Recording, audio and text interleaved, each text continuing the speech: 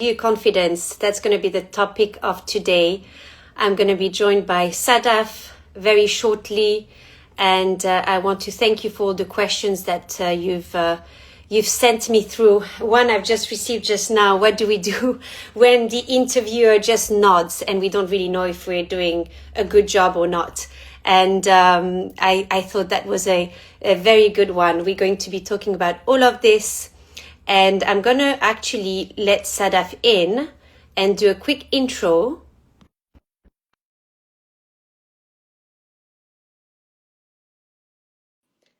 Let her come in and take a few seconds. I've added her, so she should be with us very shortly. Sadaf. Hi, Carol. Sadaf, fantastic. We see you fully. welcome, Sadaf. And I know I said I was going to intro you before inviting you, but now I'm going to do the opposite, which is actually introducing you and watching you at the same time, which is much better. So, Sadaf, you have created a wonderful program called Leadearly program, which is a leading admission consultancy that has 98% success rate for placing candidates into the top university choice. And you're an official interviewer of INSEAD as well, business school, and you help candidates with both admission and as well as job interviews. So welcome, Sadaf. We have quite a few things to talk about today with regards to interview preparation and what happens during interview. Welcome. Thank you, Tanya. Pleasure to be here. Lovely. So I think we should just dive straight away into it. And I'm going to let you kind of give us the three main tips that you're helping clients with when it comes to interview preparation. And then we can go into some questions as well as we come up with the themes. Sure. I would say the first most important thing is that to think of the interview not just as a conversation that it is, but as an exercise in demonstrating to whoever you're speaking to that you meet the selection criteria. And I think this is something that people don't go into strategically in interviews. They kind of hope they'll get good questions and try to do their best. But actually, you can control the interview to quite an extent by coming prepared with your three key messages. And if it's for admission, then it would be the admissions criteria. If it's for a job, it would be really what they're looking for in a candidate. And if you can understand the insider's perspective to what those things are, that's even better.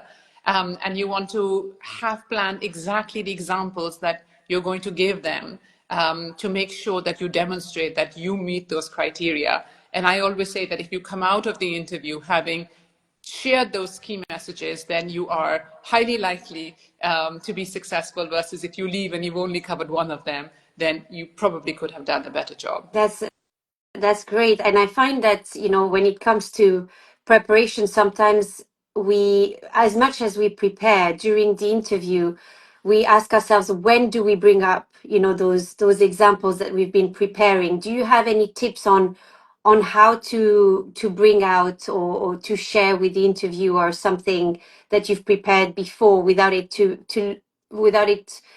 looking too staged in a Sure. way that it goes I slowly. understand.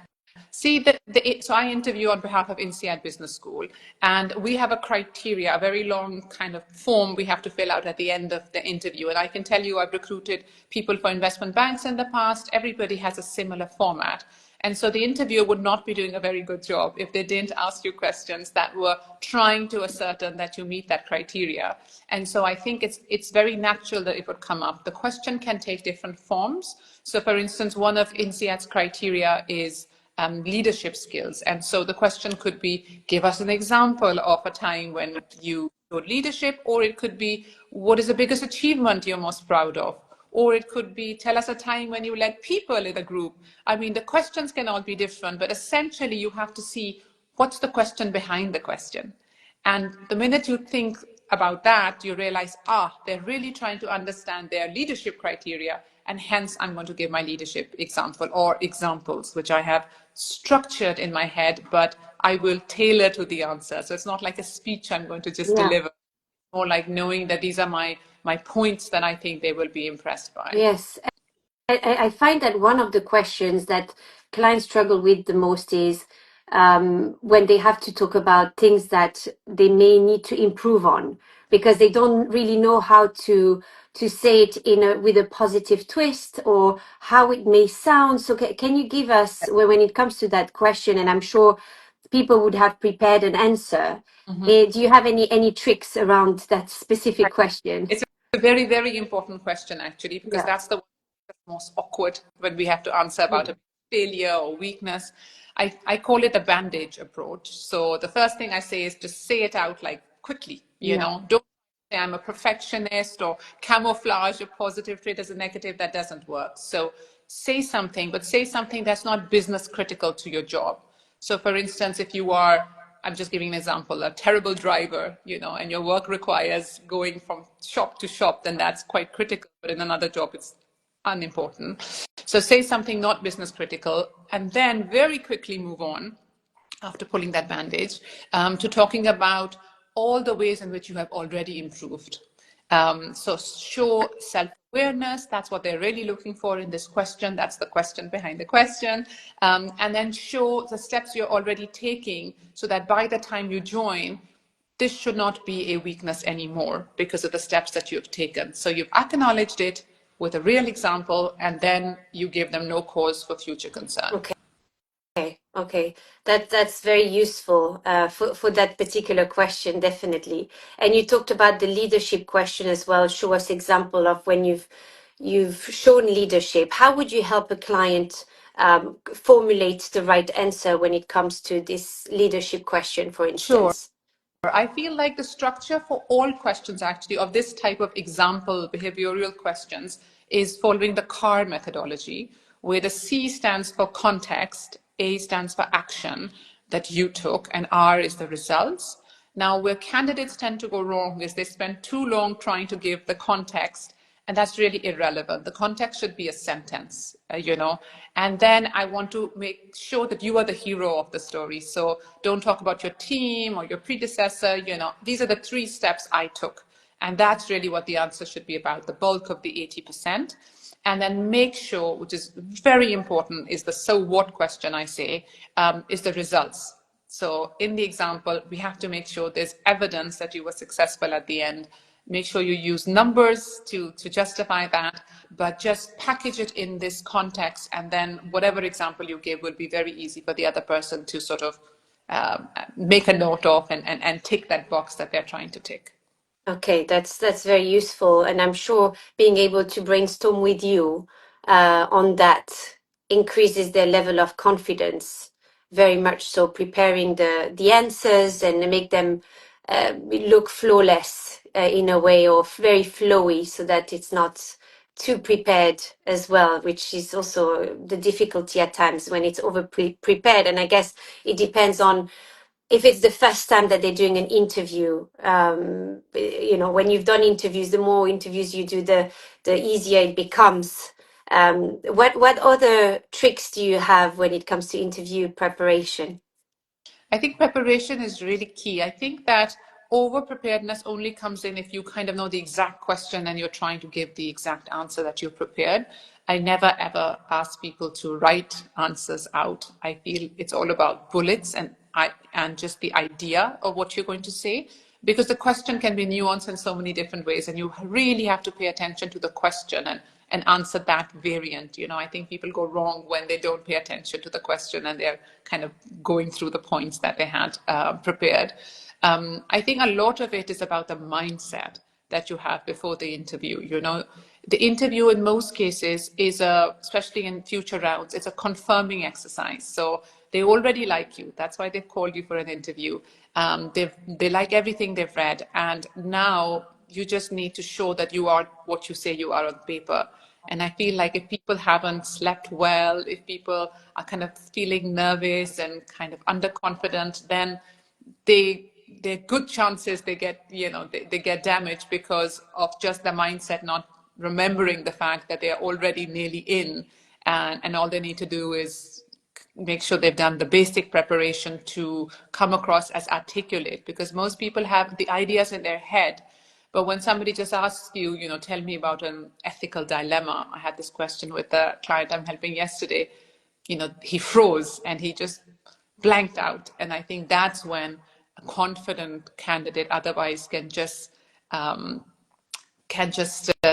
come across so well, because they've just panicked because they haven't thought of the variety of examples that might come up. Yes. And what advice would you give to somebody who's going into panic in this moment because they may not know the answer? What's the default, or the escape route for them in this moment?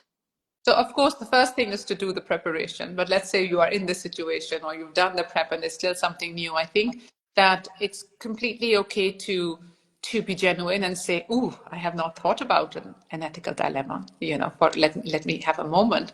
I think it's okay to ask a clarifying question. So sometimes you just panic with the first half of the question, and you can actually really think about it if you're calm. And so you might want to ask the interviewer something for more insight, like an example from my current work, or would you, just something. And it's really a way of buying time and calming yourself enough that you can then think of an answer. You can always come back to the question. I mean, it's just about feeling comfortable in that moment, controlling that interview, knowing I have a reason to belong here, and it's just the example is not coming to my head in this very instant. Yes, yes. I found that practicing the unexpected like this helps as well, in these situations where you actually put the client in the situation of an interview, and then you ask a random question, and you see what happens in the moment. It's like it's very much the approach of the preparation is not just about the things that they know, but the things that they may not know, and coming out with like you said, oh, I may not have thought about it this way. Can you give me a minute to think about it? Ooh, could you clarify? I think those are great sentences to gain time, like you said, for yourself.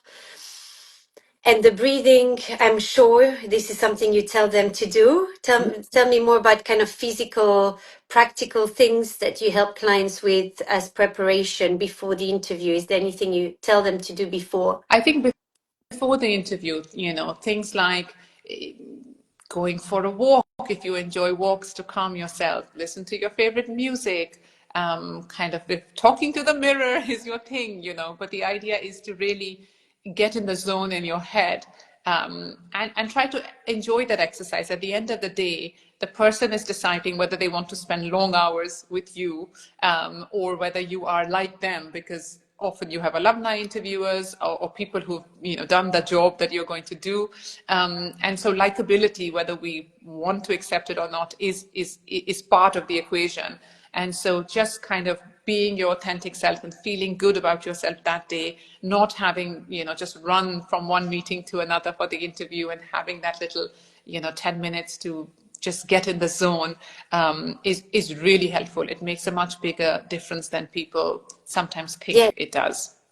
Yes, I remember when a teacher had told me about the power pose, Amy Cuddy's power pose, as a way to kind of a few minutes before the interview, you look at yourself in the mirror and you really stand proud, as a way to kind of shift how you may be feeling. And there's evidence, they did studies that the people that did that before interviews are more successful, even if they may have an interviewer who's not very friendly. And to that, kind of, I wanted to kind of ask you, I think that ties us well into the next part of the interview, which is interviewing you, which is, what do you do when you have an interviewer who is not showing a lot of interest or is not giving you eye contact, and then or someone who's just nodding along? That was another question, and you have no idea whether you're doing a good job or not, and you have all these thoughts, these dark thoughts creeping in, and you go into this panic moment. But before going into the panic, what can people do to stay grounded and in control? I think the most important thing for them to know is that usually in 95% of cases, I think it's not about you. You know, the interviewer is just somebody who is not a very friendly face normally, or they're having a bad day, or they're very busy, or they have to write these notes and they're trying to write the notes at the same time, or look at your CV while they're interviewing you. So don't make it personal. The interviewer will tell you if you're doing something wrong or if you've completely gone off. They will kind of ask you a probing question to bring you back to what they want to hear from you. So you have to have that self-belief that this is not about me. And if you don't want them judging you, I think it's a good idea not to judge them too, right? So I feel like, remember that we have more similarities than differences. And I think people often start with an interviewer and they think, ooh, this is not my person, now it's not going to go well. But actually, I have found that if you keep looking for similarities with people, and I actually use words to find those similarities with people, the interviewer often has completely shifted their game within the same interview, who starts a bit distracted, a bit kind of, not really engaging, who now I have caught their attention by those commonalities, and then they're like, all eyes, like within the same half an hour. And so it can happen. It's about looking for that and establishing that commonalities versus thinking, oh no, this is not going well. Yeah, I mean, that requires being able to distance yourself from the interview when you're in the moment, and when you're feeling that maybe these dark thoughts are creeping in. Being able to take that distance and telling yourself, okay, this is not about me. Let's be in the present moment. What you shared just now is finding commonalities, and it sounds with also their body response to your answers, right? And it requires kind of a lot of awareness. And I'm sure like your clients are students, but they're also professionals. I mean, they're very varied, and I'm sure that the way you kind of train or you help students will be very different to how professionals are being coached in some ways, because they have gone through interviews before. And with students, it may well be that this realization that if it's an interviewer for university, that person is not the only person in the university, right? There may be other people as well, and they may not dictate your fate. I do remember for my university interview, the interviewer really put me down with my ideas, and she had a saying in the grade, but she didn't have the full saying.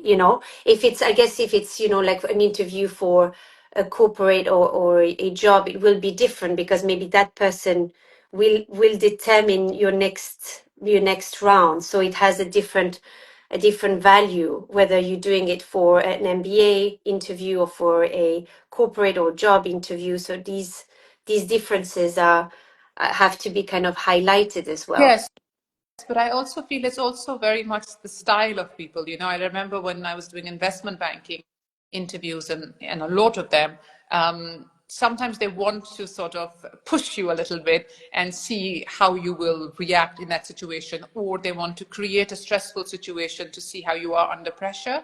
And just because it's feeling tense at the moment doesn't mean that it's not going well. It's part of the testing process. And in terms of kind of different types of people having different challenges, I work with lots of executive MBA candidates who have 20 plus years experience. And even with them, I find that there are patterns. Very quickly you can see the pattern. Somebody can be very accomplished on paper, but the problem with people with a lot more experience is that they have to really create a very coherent narrative, because they have so many more examples to choose from and so much more that they have done. And so it's about staying on the storyline of what is most important for this particular criteria.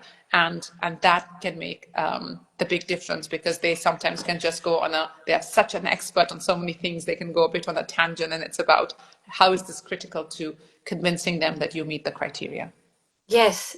So is what you're saying that it's important to stay on track despite maybe the interviewer trying to take you on a different direction. It's important for you to kind of, even if you're going in that direction, to remember your key message, Yeah. staying on track, and even if their body language may not show that they're interested, or the opposite, they're showing that they're not interested, not making it about yourself, trying to take a distance, and your goal would be to maybe understand the body language and try to say things to spark their curiosity, and when it's changing, then hooking yourself on it, and see the commonalities with them. Yeah, um, exactly that. I feel that if you are too much in your head and you are thinking, "Ooh, what do I say for this example? I don't have the words to articulate this in a short enough time," that's when you miss the cues from the interviewer. So if you have done enough of the prep and when the question comes up, you're like, "I know the example I'm sharing here," that's when you can really pay attention to the interviewer. That's when you notice, are they leaning into the question? Are they leaning out? Are they a bit distracted? Should I hurry it along? Or, should I share more with them because they seem that they're into it? So that's where the preparation really makes a difference, because you can't go to this level of paying attention to the interviewer's cues if you haven't done the work first of paying attention to your head and how you'll articulate your ideas first. So it's an iterative process, like peeling the onion. You have to kind of, do the first stage, then you get to the second stage, and then you just become very competent. yes, yes, thank you. I love this concept of not wanting to impress necessarily, but just to remain curious. Also with the interviewer, you want to impress them, but in a way that you create connection with them, which is difficult to do at times when you're not getting any feedback from the other person. But you're saying it is possible, especially if you feel confident enough with your answers, and you don't have that need to impress because you're grounded, Exactly. right? People have Okay. different styles. So you just have to make sure you deliver your key messages. You have to make sure you look for those commonalities, and you have to make sure that you, throughout the interview, are remembering that this is a matching exercise. You do have a reason to belong, and it's a two-way. They're testing you, you're testing them to see if it's a match, and that changes the vibe of the Yeah. interview. Yeah. Not panicking and judging yourself in the interview or the interviewer. You are just kind of having this conversation, which is a matching exercise at the end of the day, unless you mess it up. Yes. Thank you, Sadaf. One thing I wanted to ask you, in coaching, sometimes that's what we may feel as coaches is that we are not comfortable with pauses and silence. So I'm just wondering, what do you tell your clients when you feel that they don't really have a very chatty interviewer, and they're just, like we said, nodding or not saying much, but they're still curious. Their body language shows curiosity. Do you tell them to kind of slow down and just say what needs to be said, and not show too much eagerness, is because that's something that a coach makes as a mistake sometimes when the client isn't really responding. They're like asking so many questions and they need that validation. So I'm wondering if that applies as well. Is this something you tell your clients also, to kind of realize it's okay if they're not talking that much? Yes, very much. I love your point about the pause, because they could be making notes, they could be thinking which question they haven't asked yet, from that would be the most useful one to ask. So I feel that it is perfectly okay to have that silence and give them the time they need, because they're also performing in their act, right? So be okay with the pause, and just as much, do come prepared for the end, sort of not when the interview is pausing clearly, to ask questions yourself also, because I think people can tell a lot, sometimes even more, by the questions that you ask than the questions that you answer. And so I think that it's quite important to research your interviewer, research the jobs that they have done if you don't understand them, research the company or the institution, and don't just ask, I get asked all these questions when I interview people, tell me about your biggest whatever. I mean, don't ask a question and just let me talk for 5 minutes. That's not the point. The question is to genuinely ask a question that I can see why it would matter to you and be helpful to you. And that is telling me that you are really motivated and eager to do this. And this is not just one of many interviews that you're trying to do. So I feel like even if in the interview I haven't asked you too many questions and I've been quite silent, when you do ask me questions at the end, that's another time for you to really shine and take ownership of that and not just be like, "Ooh, it's over. I just have to ask my one question and I'm done." This could be a conversation also, because if you ask me a good enough question, I might be very chatty about that. So it's important to think about that in advance. Yes. Do you have an example of a question that can be asked that you've helped a client with? I'd be curious to hear one example. I think when a candidate has researched me, and they have maybe looked at a business that I've set up in the past or something, and then they're asking me a specific question, and based on their background, I can see why they would be interested in doing that also. Maybe it's a region I worked in that they want to work in afterwards. It's that match between paying attention to me, having done your research, but matching it to something in their story, not just because it's curious about my story. I think those questions come through as very genuine, and also questions that are about the actual role. So if I'm interviewing you for a job and you ask me questions about doing a good job in the job, then I know you're not thinking, "Oh, will I get in?" You're thinking, "I'm a match and I want to do a good job when I start." And that's subliminally sending me messages that, "Oh, I can imagine myself working with you now. We're talking about the work and the projects and the scope and things like that." And so that just, leaves Yeah. me with that we are a match anyway, because we're kind of doing this already. Yes, yes, really that notion of being interested rather than showing that you're interesting, right? Mm. Being interested, Yeah. genuinely interested. It's that dance Yes. around showing that you're interesting, but also interested. Both of them. We have a question from NW8 Moms. I assume it's Zara. Hello, Zara. How would you advise moms returning to work or to school after being on a break maternity leave and have been out of practice from the relevant fields for a while? And Mhm. how would they approach the interview, as we get this question a lot from moms in our group? Definitely. That's a great question on how to overcome the fear of the question, which is why have you taken such, not why, but Mhm. feeling comfortable that they've taken such a break, sometimes 7, 8 years plus since the baby was born, and they go back to work. Yes, I think that, it's a lot of the burden that moms carry themselves, right?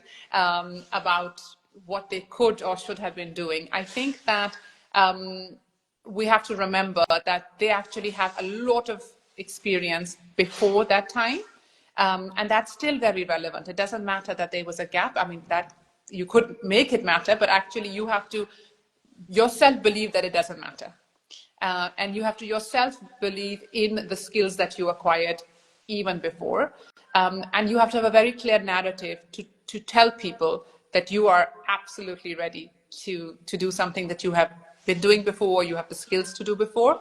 And I think that's where the preparation of having your narrative very clear, not going into defensiveness about yourself, but straight into the confidence about these are where my skills lie. I think that makes a big difference. I mean, I can tell you from my example, I didn't have a gap like that, but I was moving from investment banking to brand management, which is a very stark career change. And I knew that it would be tricky. And I got brilliant advice, which I'm so grateful for, which was quite surprising at the time. And the advice was, don't talk about anything about your banking experience in your marketing interview. Now, I had only a few years of experience at the time. I was so proud of that experience. I had worked so hard to get it. And I found it very surprising why I shouldn't talk about my recent years. But it's because of the biases that marketers had about investment bankers, and actually just going back to the period before that time and talking about all my wonderful experiences, whether it was, winning national debating championships or NGO work I did, etc., was enough to get me the job. So I didn't have to talk about the part when I was kind of on a different track. I just had to talk about the skills that I had when I was already ready for that role. And it worked beautifully. So it's about knowing the key messages, knowing which parts of your story are relevant, and the irrelevant parts, just you don't need to mention them unless somebody asks you something, and then you have a very clear answer ready to answer it. Yeah, yeah.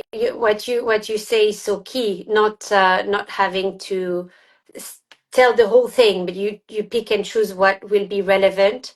And I just want to add something to this from experience with clients is, you know, the fear of actually having created such a gap also in knowledge at times, when they go back to work, and all the systems that they have to get familiar with, and and they think that it's going to take them a while to get used to it, and it's all of this kind of imposter being with other younger people as well in the field.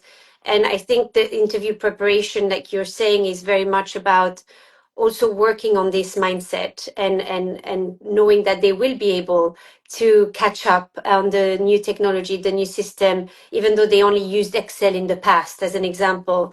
And that's also okay to feel so much fear around that. I think the work is very much on all those fears, so that when you get them at check, you're able to focus on your skill sets more, and you don't have that imposter syndrome of, oh my gosh, I'm going there, but I actually don't deserve it because I have to catch up on so much. And it's not that much, right? And it's reducing that need to impress again and just focusing on the key messages. So that preparation is so important, especially for moms going back to work. So great question. Thank you so much, Sadaf. I think we may have a bit of time just to finish off with what not to do during interviews. Uh, if you can share that with us. We spoke a bit about that, but if there's anything else that we may have missed, what shouldn't we do during interviews? I think it's very important to have a real awareness of where the gaps are in your profile. And sometimes it's helpful for somebody else to point those out to you. And the idea is awareness of that is not to fall in those traps. So if you know for instance, that they're going to notice that you have less experience than the average person, don't highlight that. Don't say, oh, I know I have less experience. No, talk about all the experience that you do have. So don't mention any negative or less than, great information. But the awareness of that doesn't mean that you can't adapt. So then you really focus on lots of examples where in different ways you have shown experience or leadership of the traits that they're looking for. And I think that would make the biggest difference, because sometimes people just, from their nervousness, they end up blurting out things that they are conscious about, and the other person hasn't even paid attention to it, or it's not on their radar. So don't do yourself a disservice. That's so key. Focus more on the gain and not just the gaps. And you're right, our mind goes into this straight away, and we're thinking, oh my gosh, they're gonna find out that I am not, like, for instance, I have a client who speaks many languages, and when she speaks one of these languages in her team, she straight away has to justify, my French is not really good. Pardon me, even though her French is really, really good. But it's like you have to, this desire to justify something, and it stems from our, of course, insecurities and wanting to prove that we can do it, or that we almost are saying sorry. And you're saying we have to own our skills and our strengths, even if they're not Yeah. perfect, in a way, and not highlight and look at it from a gain perspective rather than a gap perspective. I love that advice, Sadaf. Thank you so much.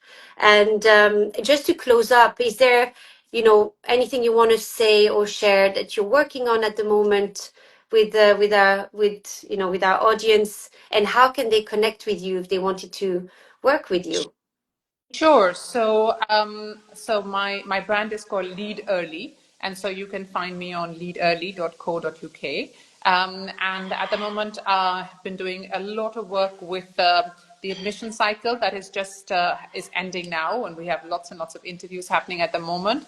And then the summer tends to be a lot more about employment and job interviews and promotion, things like that. So if you have something coming up, I would just say that it really makes a difference to do that preparation work, because the significance of that opportunity is so big.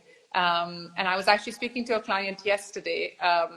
He's actually a new client. He signed up this morning, but he was telling me how he had made it to 6 final round interviews and not gotten the job. And I was like, okay, that's a big number. You know, you're doing something wrong. It doesn't make sense to continue the pattern. You're so close. You know, you just need to figure out what is it that's keeping you. And these are normally small things, and they can make a big difference. And I feel it's such a shame when people are kind of losing out because of something that is easily fixable. It's often because of a lack of awareness of what you're doing wrong, or what you could be doing better. And it's a real pleasure to help people figure this out and then get the call the next day, week, or month about how they're starting what they were really excited to do. Yeah. That's what I love. Thank you. Was this for a MBA interview, or was this for a corporate interview? This was for a corporate Okay. interview. Yeah, yeah. Thank you so much for that, Sadaf, and it's been a pleasure. We will stay in touch, and yes, follow Sadaf. And it was a great conversation. Bye, everybody. Thank you so much. Have a nice day. Bye for now. Bye. Bye.